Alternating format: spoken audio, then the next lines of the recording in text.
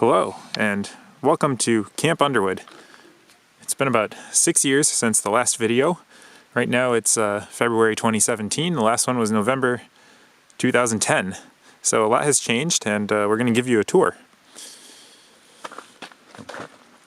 Hi, I haven't changed. So why don't we take a walk inside? Is this the same snow from the last video?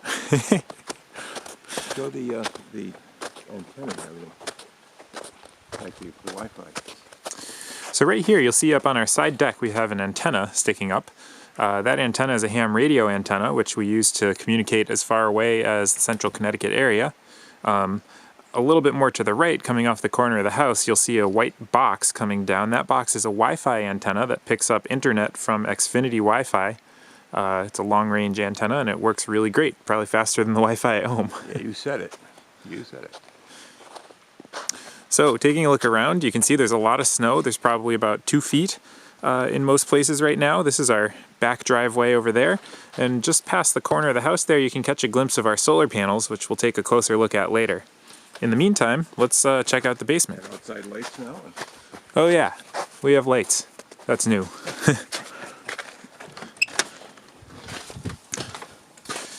So, here's the basement. If you remember last time, it was basically a big construction trash heap, but things have come a long way. We've started framing out a bedroom over here, and this space out here is going to be used for storage. In the bins here, you can see a whole bunch of water jugs, which we use to bring up and store water in the winter. In the summer, we can get our own water here, which I'll show you later.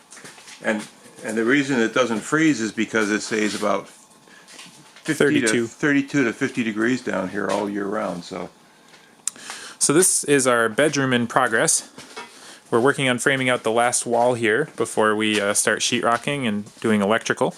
And this space is big enough to hopefully fit 2 sets of full-size bunk beds, so there will be enough space to sleep 8 people.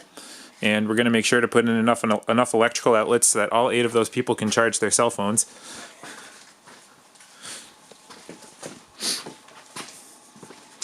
So over here, we have a plastic tub. This tub is usually only used in the winter time, and inside it you can see we have a whole bunch of canned food goods and other things so that you can eat something if you come up for a winter weekend or if you get stuck here. In the summer we store this stuff upstairs, but in the winter it's warmer down here, so we can prevent it from freezing by keeping it in this tub. We've also been stocking up on a variety of beverages, including water, and, well, I guess you can't see it in the video because it's too dark, but there's water and a whole bunch of bottles of wine. So someday when we get around to it, we'll build a wine rack for all this stuff. air conditioner. Right there is our air conditioner, which we can run in the summer. It works off the generator, and it actually does a great job cooling down the upstairs. And behind some of the construction mess over here, you can see our archery target, which is probably a better activity for a warmer day.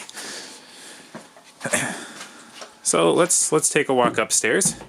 You might notice that this window was not in the video from 6 years ago. It's always been there, it's just been hiding. Here's our stash of little propane cylinders, which come in quite handy here. And now, here's the upstairs. But before we get to that, let me just show you our electrical closet. This closet houses everything that we need to power the cabin, whether it's from the solar system or from our generator, which we use as a backup. This black box with the bright red numbers on it is our inverter. It can provide up to 1,000 watts of electrical power, powered by these 4 100 amp hour batteries, which are a little hard to see again in the video, but there's 4 of them and they're bigger than a car battery. The yellow box is our charger, which we can use to recharge those batteries from the generator if necessary. There's also a switch in there that lets us switch back and forth between solar and generator power. So, but moving on to the main space. If you look side by side with the old video from 6 years ago, this is a night and day difference. So first of all, I guess you can see we have installed a wood stove, and this wood stove is small, but puts out about 20,000 BTUs, which is plenty to heat the place in the winter. We also have a portable propane heater, which we can use as a supplement, especially overnight when the wood stove burns out. You can turn this on and it'll keep the place nice and warm. And that hose goes outside to a propane cylinder. And when we're here at night and there's nothing else to do, we now have a television which is hooked up to a Blu-ray player. And that Blu-ray player gets Netflix and Amazon movies and everything else over our Wi-Fi connection, which I was showing you earlier. Right here, in addition to my drone, which we just used to take some footage for this video, we have a futon which converts into a bed for sleeping. We have 2 folding cots that we also can open up here. And in this nook over here, we have our dining area. And on the floor, you can see our grill, which we use for grilling when it's a little warmer. So here's the kitchen area. We have a little island in the middle for eating. And you can see our microwave, which runs off the generator only. The toaster, which can run on the solar power, believe it or not. Our coffee pot, which is propane powered, but otherwise operates just like any drip coffee pot. And of course, the stove. I don't think this was here in the last video either. It's a full gas stove, operates like any other, has an oven, as well as a cooktop. The sink has running water, as you can see right there. And this water comes from a 5-gallon bucket underneath, which we fill by hand.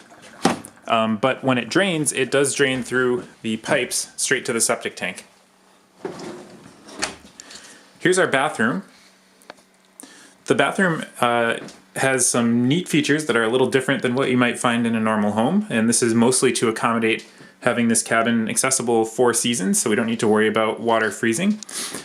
Here is our composting toilet. It has a vent hose, which you can see over there, to vent the composting gases so it doesn't smell at all. And inside there is a trap door that you open when you need to go, and it automatically separates solids and liquids so that the solids compost and the liquids drain to the septic tank. Over here is our shower, and this green box that you see on the floor is actually a portable propane-powered water heater. And so when you want to shower, you just hook the shower wand up to the faucet on the heater, and then you turn it on with the knob right there. And it's all powered by one of those green camping-style propane cylinders. So right here, buried underneath the cooler, is our chest freezer, which we don't use as a freezer, we actually use it as a fridge. We have a temperature controller box, which you can see on the floor right there, which measures the temperature inside the fridge and keeps it around 40 degrees Fahrenheit. And this fridge, since it's a freezer, it has extra insulation. Also, since the lid opens up instead of to the side, the cold air remains in there when you open the lid, and that allows it to consume only about the equivalent of about 7 watts of electricity continuously, which means it can run for several days on the solar power alone. Did we show the radio?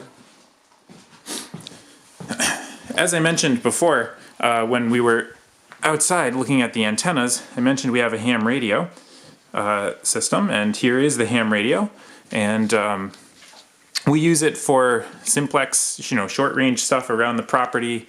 If someone goes out biking, they can keep in touch with people back here at the house. But for longer range purposes, it also lets us reach wide coverage repeaters like the one on Mount Greylock, which can actually be received in most of Connecticut.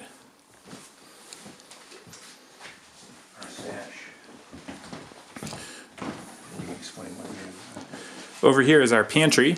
We have somewhat non-perishable food items in here, as well as plates and other things that you'd need for a nice weekend. And you'll notice that all of the things that might freeze, as I mentioned before, are stored downstairs in the basement where they stay warmer during the winter. The same is true with all of these cleaning chemicals and soap. We store them in these tubs in the winter just in case it freezes and overflows so it won't make a mess on the floor. Now, since this place is a little bit different than your typical house, we have a user's manual, and this user's manual explains all of the systems and all of the procedures you need to follow to use the cabin, whatever the season. And how to shut down. And it also has an end of stay checklist so that you won't forget to do anything when you're heading out. So I think that covers most of the inside. Why don't we take a step outside? I can show you our deck here. Watch that first step. So it's a little icy, as you can see right now. So this is our big deck. This is usually where we'll grill in the summer. In the winter, well, it still holds our antenna, and it holds the propane cylinder for the portable heater inside. Over here at the end of the deck, you can see one of our 2 wood piles right there. And off to the right, you can also see our wood-fired sauna, which, as you can see, is still a work in progress. Someday we'll get around to putting a roof on it and installing the wood stove.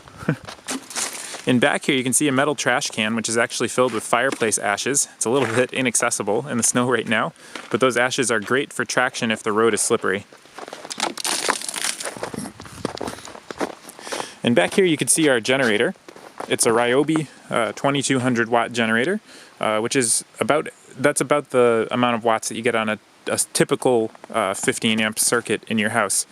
And it really will power anything we need it to. Of course, you need to be careful not to run 2 high draw appliances at the same time, but it definitely does the trick. This is our back deck over here.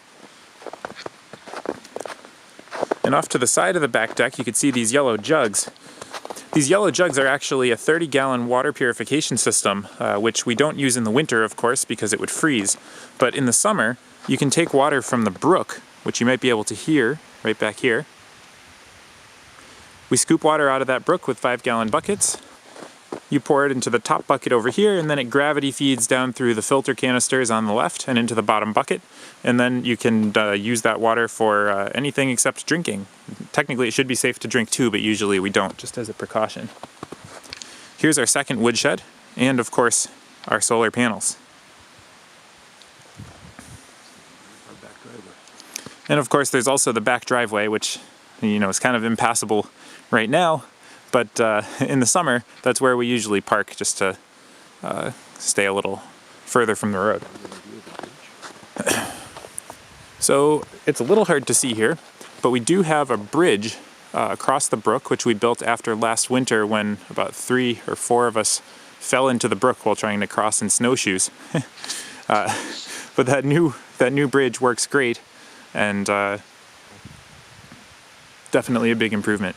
Way off in the distance, you can see a couple of large trees that fell down. We're planning to cut those up next summer to use as firewood. You can also see some animal prints heading over to the sauna there.